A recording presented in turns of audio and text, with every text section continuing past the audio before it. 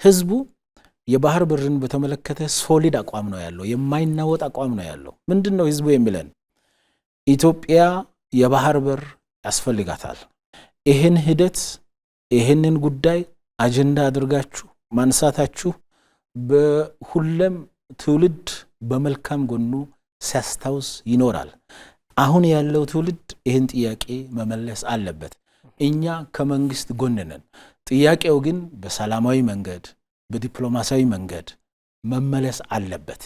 ስለዚህ በሰላማዊ መንገድ በዲፕሎማሲያዊ መንገድ እነዚህን ጥያቄዎች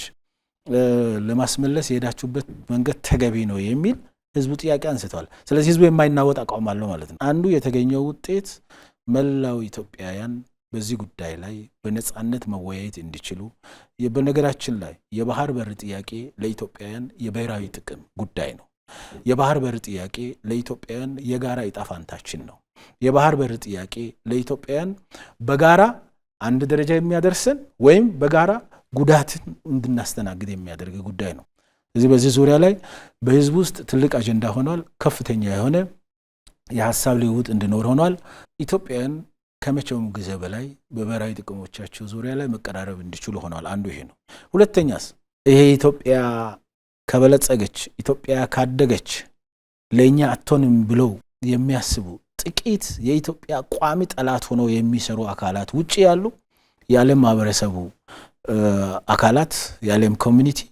በሙሉ ኢትዮጵያ ምታነሳው ጥያቄ ፌር ጥያቄ ነው ኢትዮጵያ የባህር በር ይገባታል